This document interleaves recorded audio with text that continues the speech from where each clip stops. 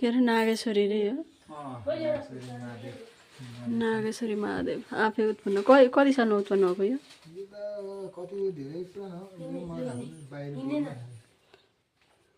गाईको खुट्टा रे छिली गर्नु र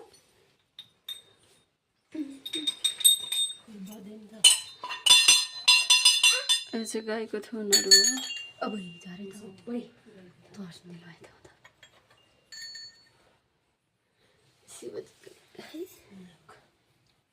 पानी त चिन्दैन यहाँ चाहिँ दुध झर्ने ठाउँ होइन शिवलिङ्ग यो हल्दी डाल्नु न त पनि दाहिने हातले छोरी दाहिने हातले धेरै वर्ष भयो यो भएको मलाई केही नरोक्न लागोस् पढ्नु धेरै आओस् भन्न देउता पुगिहाल्छ त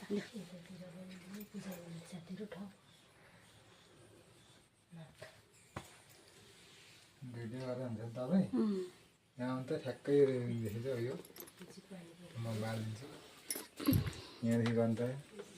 गाईको त्यो दुधको पोसा जस्तो हुन्छ ठ्याक्कै के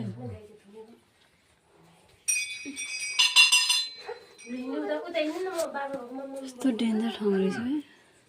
यहाँबाट चाहिँ सुरु है यहाँ तल छ तर अब त्यता छिर्न सकिँदैन अरे हामी नजाउँ म चाहिँ परसम्म पुग्यो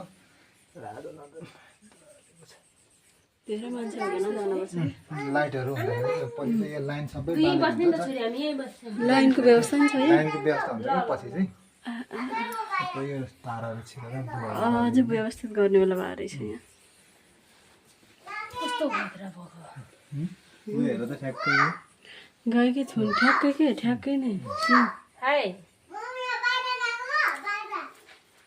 कहाँ जाने हो छोरी बाटो त्यस्तै चिप्लो है यता तलसम्म गयो भने त मरिन्छ होला झन्डै के साह्रो बाटो